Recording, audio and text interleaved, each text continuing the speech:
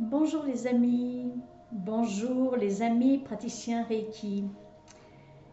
Aujourd'hui, c'est un grand jour pour la France car c'est le jour où non seulement tout le monde est déconfiné, mais les restaurants, les cafés sont ouverts. Donc les gens vont pouvoir recommencer à, à se rencontrer, à, à refaire du lien social en quelque sorte. Alors, je me présente, je suis Francisca Galindo, maître Reiki et experte en communication animale et en Reiki animalier. Et je voulais vous parler essentiellement aujourd'hui du monde d'après. Vous savez que ce virus a mis un petit peu au défi tous les habitants de la Terre. Nous avons été confinés, privés de liberté. On nous l'a présenté comme la pire catastrophe sanitaire que l'humanité traversait. Alors bon, ben écoutez, j'ai fait quelques petites recherches concernant ces catastrophes sanitaires ou cette catastrophe sanitaire. Parce que si nous faisons un léger calcul tout simple, vous savez que dans une vie antérieure j'étais comptable, si nous faisons un léger calcul tout simple, nous remarquons que le ratio mort du Covid-19 habitants sur habitants de l'Europe est égal à 83 000 décès au 20 avril. J'ai pris des infos, j'ai les chiffres, je les ai pris sur Internet, hein, je me suis renseignée. Hein. Donc 83 000 décès au 20 avril 2020 pour une population européenne de 741 millions d'habitants. Et ces 741 millions d'habitants, c'était en 2016. Nous sommes 4 ans après, je pense qu'on est beaucoup plus nombreux.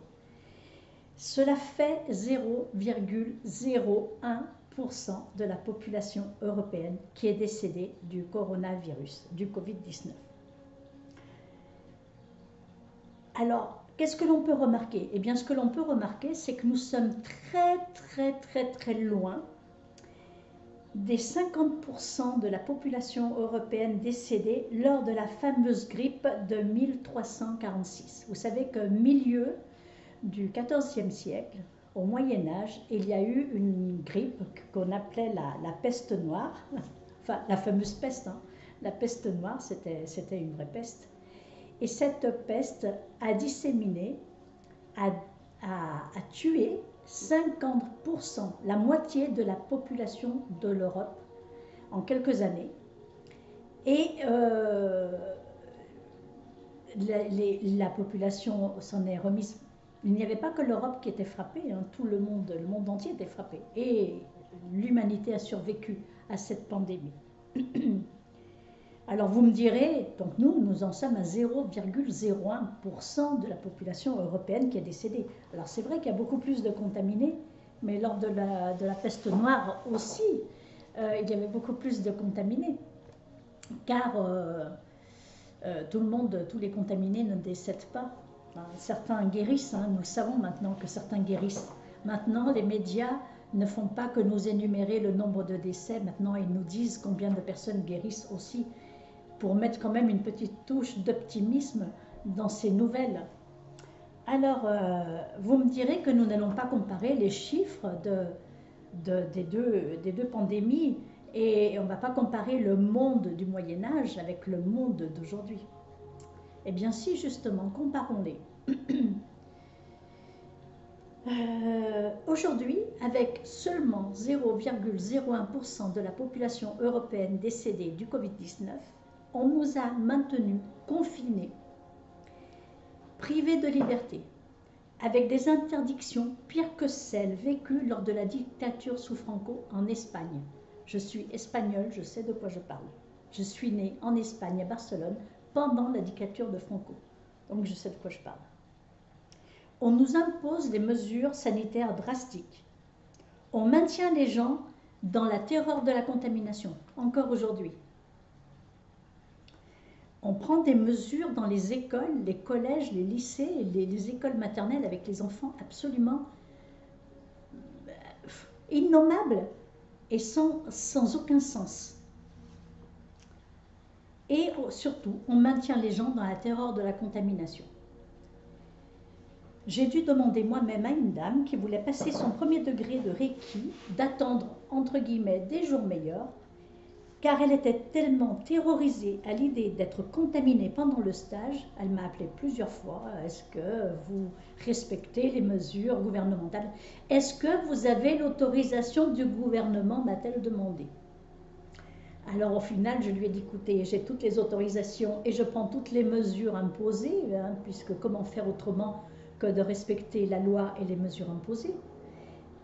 Mais malgré tout, au bout d'un moment, je lui ai dit: écoutez madame, je pense que vous devriez attendre chez vous que ce virus passe, euh, qu'il disparaisse, que je ne sais pas, hein, parce qu'à un certain niveau, on ne peut plus rien faire, quoi. Bref, soyons sérieux et réfléchissons un peu. Si nous avions vécu en 1346 avec des mesures gouvernementales sanitaires strictes de privation de liberté, de mettre des masques, de maintenir une distanciation sociale, nous n'aurions pas survécu. Nous n'aurions pas survécu une seule minute.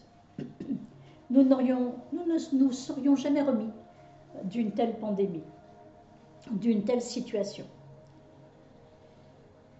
Eh bien, aujourd'hui, espérons que nous nous en remettrons, mais pas seulement, et c'est là qu'interviennent les messages des guides, pas seulement, car chaque fois qu'il y a une grosse crise dans l'humanité, cette grosse crise peut permettre à l'humanité de s'élever et de devenir meilleure.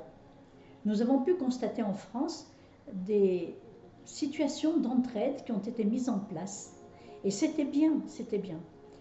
Mais nous avons remarqué aussi que dès que certains restaurants de restauration rapide, je ne veux pas dire les noms pour ne pas faire de publicité, ils en ont déjà suffisamment comme ça, de la publicité. Certains restaurants de restauration rapide ont ouvert leur drive, hein, leur nourriture à emporter. Des humains ont fait en France la queue pendant 3 heures en voiture pour acheter cette nourriture-là. Donc, je ne sais pas si c'est cela ou si c'est un autre événement qui a fait dire à Michel Houellebecq, vous savez qui est Michel Houellebecq, c'est cet écrivain qui a reçu quand même de nombreux prix, mais qui est très optimiste vis-à-vis de l'humanité. Je dis ça d'une façon ironique, bien évidemment, le mot optimiste, car il dit: le monde d'après sera le même, peut-être même un petit peu pire. Donc c'est du pessimisme. Alors sera-t-il le même et un petit peu pire? Vraiment? Pourquoi cela? Eh bien parce qu'en fait cette crise n'en est pas une. Tout d'abord, il n'y a rien vraiment eu de transcendant.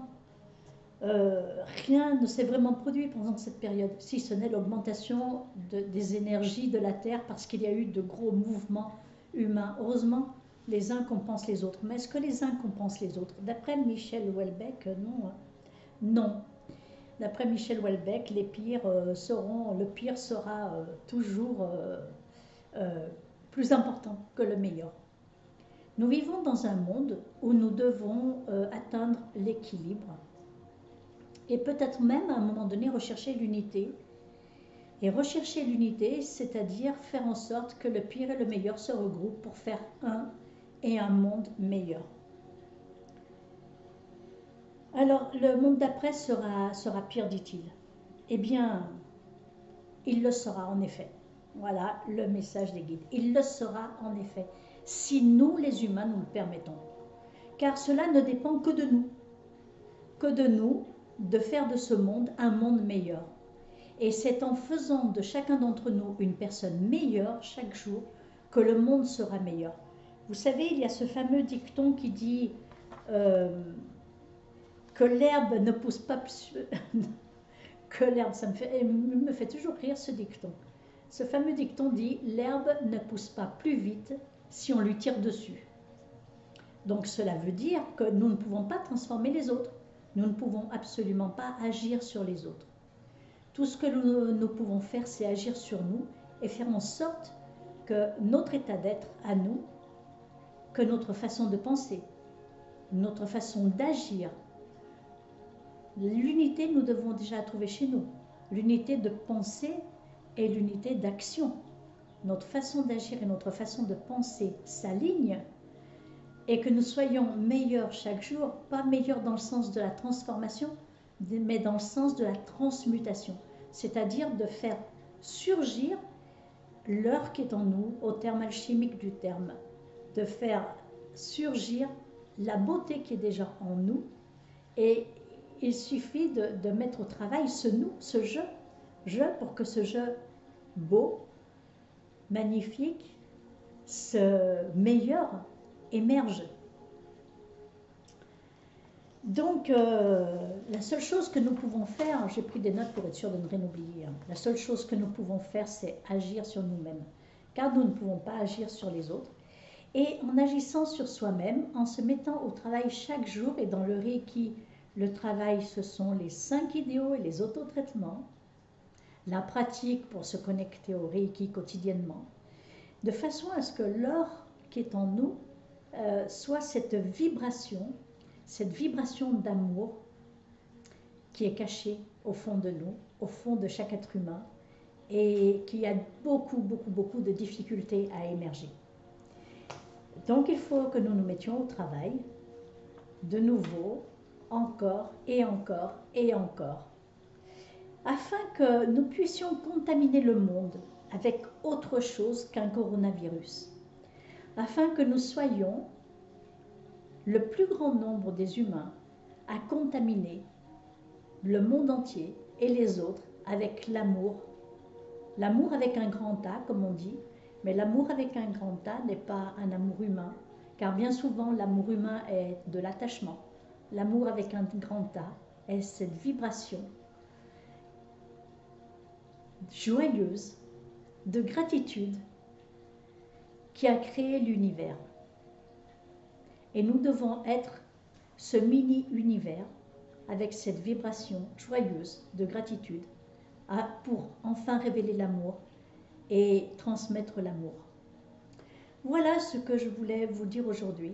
Ne sombrons pas dans le pessimisme, même si certaines attitudes nous déçoivent. Nous n'avons pas à nous sentir déçus, car chacun a son chemin et poursuivons chacun le nôtre, car le Reiki est un chemin d'abord, un chemin initiatique. Ce ne sont pas les initiations faites en stage qui vous changeront, c'est votre travail personnel grâce à cette connexion au Reiki, et c'est le chemin qui est initiatique.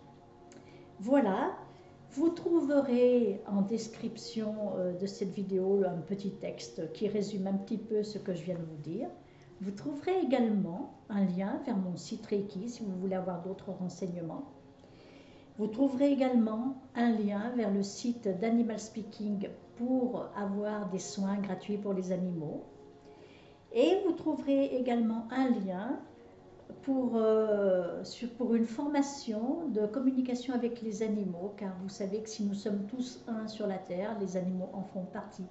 Et c'est une population qui souffre énormément. Donc vous trouverez un lien pour apprendre à communiquer, pour réapprendre à communiquer avec les animaux. J'avais coutume de vous dire « vivez heureux », mais je vais changer ma phrase et maintenant je vais vous dire « vivez joyeux ».